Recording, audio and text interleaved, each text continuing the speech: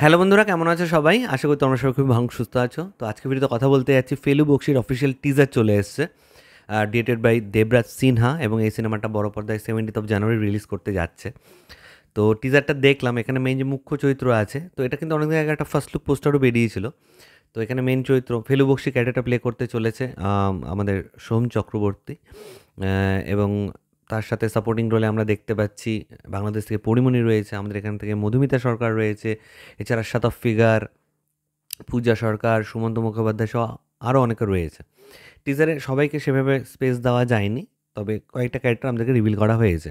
তাদের মধ্যে মেইন যে ফেলু বক্সি ক্যারেক্টার প্লে করছে সোহম চক্রবর্তী, আমরা শুরুতেই দেখতে পাচ্ছি যে টিজারের শুরুর ভাগেই দেখতে পাচ্ছি যে একটা মার্ডার হচ্ছে, এবং তার ফ্যামিলি বলছে যে তাহলে এই একটা ছেলে আছে, সেই ছেলের সাথে কথা বলে দেখতে পারো। সেই ছেলেটাকে, সেটা হচ্ছে ফেলু বক্সি, মানে সোহম যে ক্যারেক্টারটা প্লে করছে, ফেলুদা এবং ব্যোমকেশ বক্সি, দুটো নাম মিক্স করে ফেলু বক্সি।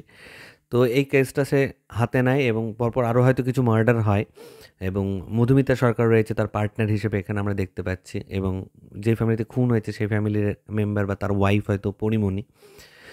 এছাড়া যে সাসপেক্টগুলো আছে তাদের মধ্যে একজন হচ্ছে শাতফ ফিগার। তো এই জিনিসগুলো আমাদের সামনে রিভিল করা হয়েছে টিজারে। আশা করি তোমরা অনেকে দেখেছো, যারা দেখোনি তারা টিজারটা প্লিজ চেক আউট করো। এর ভালো দিক খারাপ দিক দিয়ে আমরা কথা বলবো টিজারটার।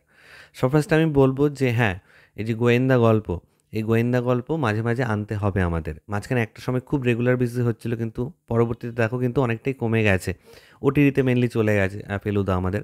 তো বড় পর্দায় আমরা সেভাবে ডিটেকটিভ গল্প কিন্তু চট করে পাই না এখন, রিসেন্ট টাইমের কথা বলছি। তো সেই ক্ষেত্রে ঠিক আছে, এই ফেলু বক্সি মানে ওই সময়টাতে করতে পারলে হয়তো আরও ভালো হতো, কারণ সে সময় সমস্ত গোয়েন্দা সিনেমায় ওয়ার্ক করছিল। ঠিক আছে, মাঝে মাঝে এরকম গোয়েন্দা সিনেমা দেখতে হবে। এবং ফেলু বক্সি এই যে নামটা, এই নামটার মধ্যে বাঙালির ইমোশন জড়িয়ে আছে, কারণ দুজন ডিটেকটিভ, বাংলার মোস্ট ফেভারিট দুজন ডিটেকটিভ ফেলুদা এবং ব্যোমকেশ, তারা জড়িত আছে। তো সেই সেন্টিমেন্টটা হয়তো কোথাও গিয়ে কাজে লাগতে পারে। সেকেন্ড, আমি বলবো যে গল্পটার মধ্যে হয়তো এবার কিছু ফ্রেশনেস আসতে চলেছে, কারণ আমি যে ডেসক্রিপশন বক্স আছে, সেই ডেসক্রিপশন বক্সে কিন্তু তারা দেখলাম যে লিখেও দিয়েছে যে একটা অন্য রকমের স্টোরি টেলিং দেখতে পারবো, অন্য রকমের গল্প দেখতে পারবো। এটা কম বেশি অনেকেই প্রমিস করে থাকে, কিন্তু স্টিল আমার কোথাও গিয়ে মনে হচ্ছে যে মার্ডার মিস্ট্রি হয়তো নতুন কিছু আঙ্গিকে হয়তো আমরা দেখতে পারবো। এবং টিজারতে সোহমের যেটুকুনি আমরা ডায়লগ দেখতে পাচ্ছি, Soham no doubt he is delivering very good dialogues. Actually খুব ভালো পারফর্মার, তো খুব ভালো একজন অভিনেতা। তো তার এক্সপ্রেশন টেক্সপ্রেশন সমস্ত কিছু খুব খুব খুব খুব ভালো যাচ্ছে। মধুমিতা সরকারের সেরকম কিছু ক্যারেক্টার ছিল না, জাস্ট ইন্ট্রোডাকশন আর কি। পরিমণিকে একটা স্যাড ভার্সনে, আমরা একটা স্যাড সিচুয়েশনে দেখতে পাচ্ছি, শাতফ ফিগারকেও দেখতে পারলাম। সুমন্ত মুখোপাধ্যায়কে বেশ ভালো লাগছে, খুব জোরালো একজন অভিনেতা। তো টিজারটা সব কিছু মিলিয়ে যদি বলো, তাহলে আমি বলবো যে হয়তো পারফেক্ট টিজার না। নেগেটিভ যেটা আমার খারাপ লেগেছে যে খুব ফাস্ট বেরোচ্ছে কিছু সিন, একটু ধরে ধরে করলে অডিয়েন্স একটু কানেক্ট করার জায়গা পায়। মানছি টিজার খুব অল্প সময়ের জন্যই হবে, 1-1.5 মিনিটই হবে, কিন্তু এত এত সিন রেখেছে না, প্রচুর সিন হয়ে গেছে।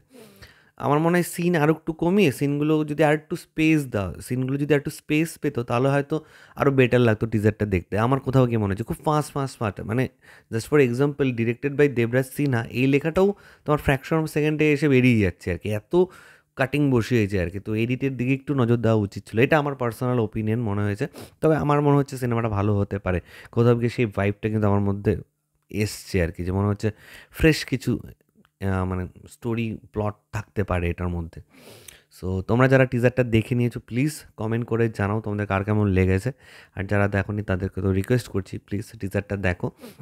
তো এটাই তোমার সাথে শেয়ার করার ছিল, তোমাদের কার কী মতামত প্লিজ নিচে কমেন্ট করে জানাও। আমার ভিডিও ভালো লেগে থাকলে লাইক কমেন্ট আর শেয়ার করতে একদম ভুলবে না।